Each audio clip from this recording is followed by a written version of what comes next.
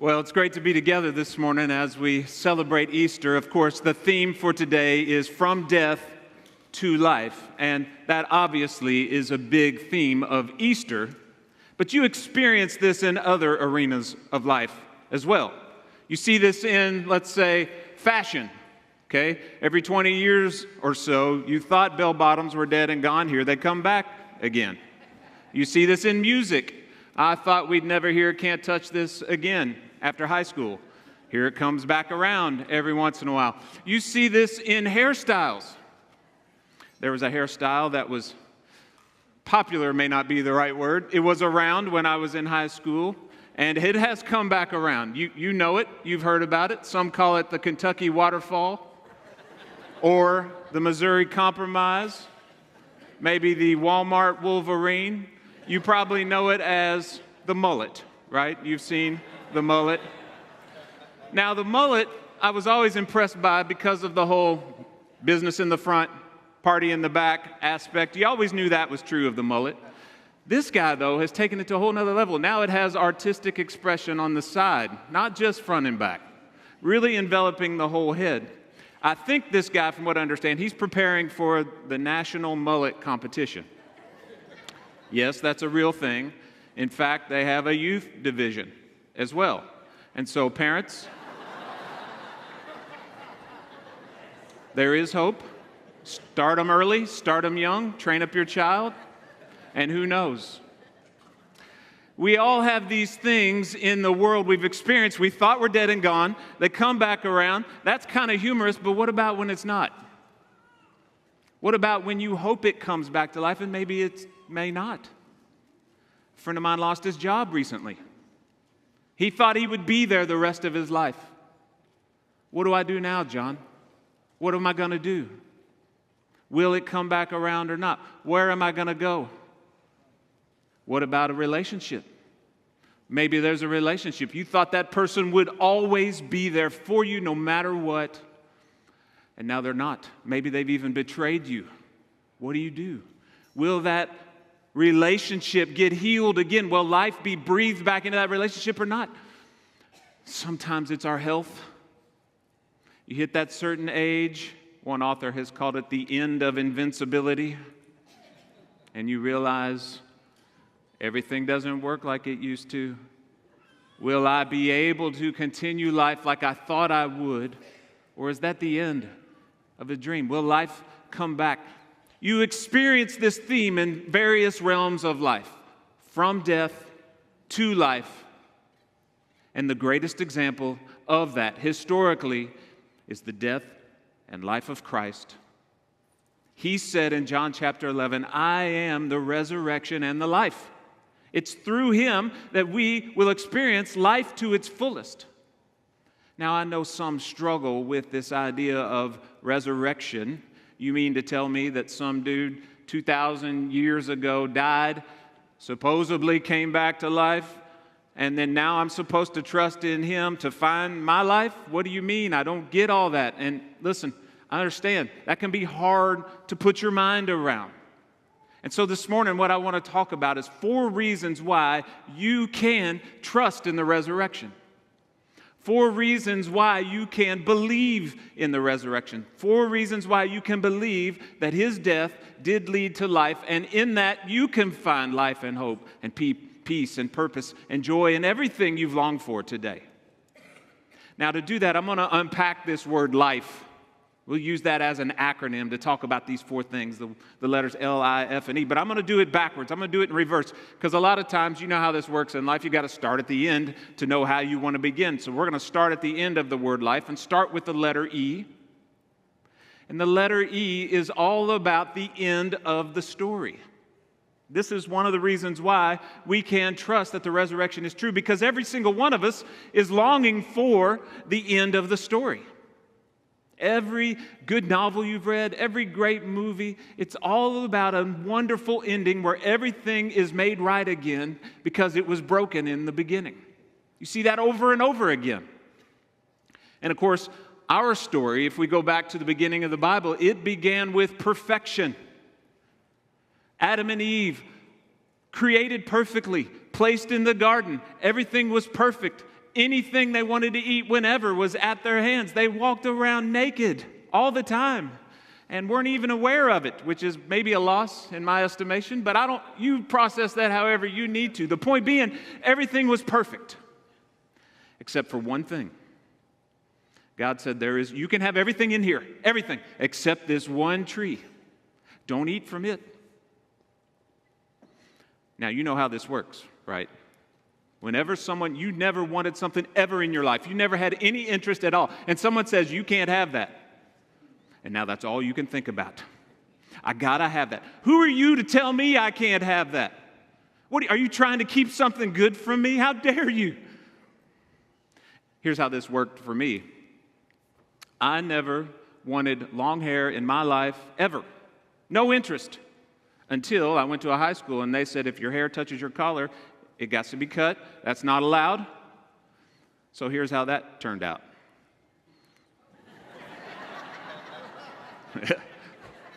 Never wanted long hair. And guess what? I don't think that would make it into the mullet competition, by the way. I don't want to dishonor mullets by trying to claim that is that good. Here's what happened. Guess what happened in the summer after graduation? All cut off. Don't tell me, who are you to tell me I can't have long hair? I don't even want long hair, but are you trying to keep something good from me? What are you trying to do? You're going to lay down the law in my life? There's something inside of all of us that says, don't you tell me. And Adam and Eve, from the very beginning, said, God, we don't want your rule. Don't come in here telling us what we can and can't eat. And through that entered sin, evil, suffering, grief. It all came into the world. And since then, we've all longed for an end of the story. We have all longed for that thing that went wrong to be set right.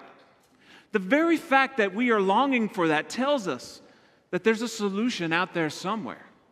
In fact, if you have a Bible, I want to point out that this solution, the hope, was pointed out from the very beginning of the Bible.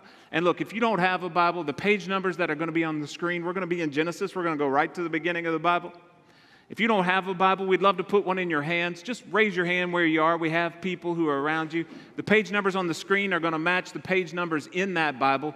We'll put one in your hands. You can keep that or you can return it, whatever you want. That's our gift to you. But just raise your hands where you are. There's some guys wandering around with Bibles.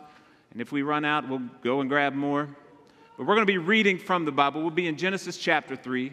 Genesis is the first book of the Bible, so it's just a couple of pages. Page 3. It's probably page 3 in all of our Bibles.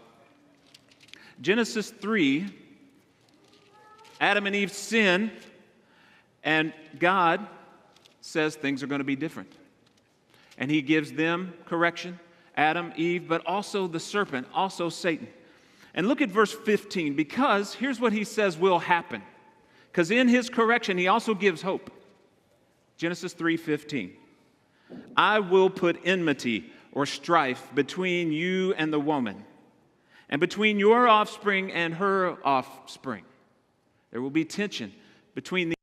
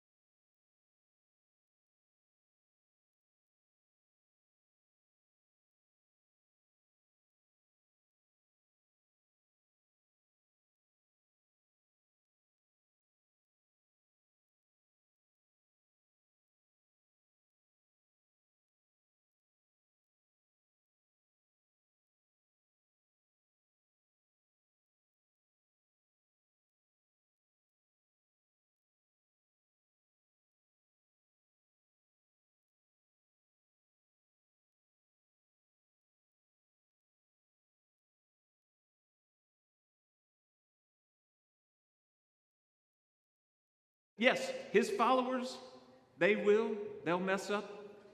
In fact, I think 99.9% of people who have wronged me, who have hurt me in some way, have all been American. Almost all of them. In fact, it all started with beady-eyed little Timmy when I was 4 years old, and he grabbed my plastic machine gun and broke it over his knee. He was American, but yet I don't now hate America and swear off all Americans and friendships. No, look, I recognize that I still love this country. I love America, and yet we're not perfect. We mess up. We hurt one another. But Jesus is true. He is perfectly true. And his death and resurrection is something you can trust. And I want to point to a passage in 1 Corinthians 15. This is a great testimony to the truth of his death and life and resurrection. And I know for not everyone, this doesn't answer every question you have. It's not meant to, in a short message, to answer every question you have about the truth of Jesus. But this is one data point to put in the mix as you're processing who is he and what does he mean for my life. 1 Corinthians 15, Paul is writing to a city in ancient Greece. Paul wrote a large portion of the New Testament, and he was writing letters to people who were trying to follow Jesus, and he was trying to give them direction. And here's what he says in verse 1. Now I would remind you, brothers, of the gospel I preached to you. You may have heard that word gospel before. We'll use that a lot in church. The gospel of Jesus Christ. That word gospel just means good news. If you need rescuing, if you're in trouble, you don't just want good advice. That's what many people think the Bible is about. It's just full of good advice. There is good advice in the Bible, but when I need rescuing, I don't want good advice. I want good news. I want to know that a rescuer is coming. That's good news.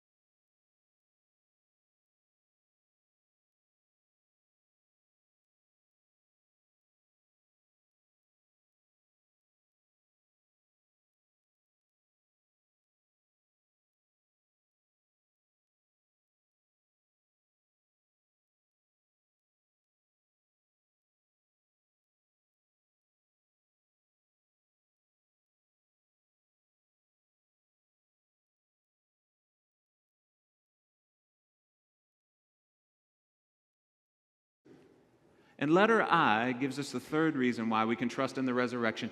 Irresistible hope. Irresistible hope. What are you going to do with your regrets? You've got them. I've got them. What are you going to do with your guilt? How do you deal with your shame? Things you wish you would have done differently. What are you going to do about your anxieties and fears? How will you deal with those? I heard about an interview recently with a young actress. She was working on a film with Tom Cruise. And of course, Tom Cruise, super confident actor, seems to have no fears. And she was really struggling with a few things on set. And she came to him and said, "What do I do with my fear about this thing? How do I deal with it? You seem so confident. Do you have any advice?" Tom Cruise said, "All right, here's what I do. When I have a fear, when I fear something, I stare right at it. And I stare at it until I learn something about it." Okay, Tom, thanks. That's helpful. I appreciate it. That's kind of creepy the way you're staring at me right now, Tom, but you stare right at it, stare it down. But what about when you can't stare at it? those things in the past, the things you don't even know why they're there, that you feel disconnected from life. You feel angst, you feel anger, you feel sorrow, you feel, what do I do? Where am I going to find hope? Irresistible hope. In fact, I think our tendency is, when things aren't going right, is to think that maybe God is the one to blame. Maybe He caused this problem in my life. You know, Jesus is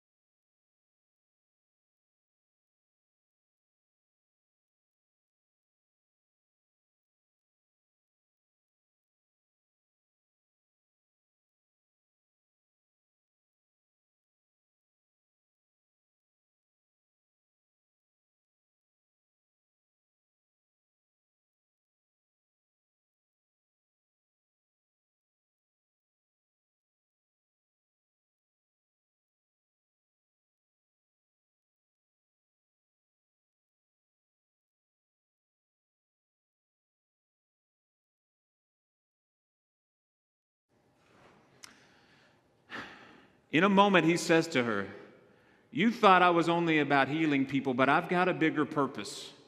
And I'm going to show you that I have not just power over health, but I've got power over death. I've conquered death. And He raises Lazarus from the dead. Now, He's not going to do that for everybody. He's not going to come around raising the person that you hope would still be around. Here in this moment, He makes a point. I have the power you're looking for. I have the hope you're looking for. And whatever you're trying to find your hope in, whatever you're looking for purpose, for life, for meaning, for joy, it's going to fall short unless you come to Christ. The one who has power over death, He's the one that will bring irresistible hope. That's the third reason you can trust in the resurrection. The last reason is letter L, working backwards through the word life. And I think this is one of the more powerful reasons why we can trust in the resurrection. It's our longed-for love. Every one of us is longing for love. We're longing for true love. There's so much fake love in this world. We want to know love fully, at its best. We want to experience the kind of love that we read about in the Bible. When I see Jesus loving others well, that's the kind of love I long for. But yet, where are you going to find it? How many times have people let you down? Loved ones have hurt you. By the way, how many times have I hurt loved ones? I can't love anyone perfectly, and yet I demand to be loved perfectly. Love me. Almost everything we do is to get love from someone. We're longing for love. Where do you find it? The one who loves perfectly is Jesus. And here's the powerful part, and I want you to see this in Luke 22. The powerful part of this is He does it even when He's betrayed. Look at Luke chapter 22. And here in the story, Jesus' life is coming to an end. It's nearing the very end. And here's what Jesus does. They have the Last Supper. And the apostles are there with him. And of course, they respond as we would naturally. Let's have an argument about who's the best among us. What? Jesus is about to die. He's pouring out his heart before you, and let's argue about who's the greatest. A little tone deaf in the moment.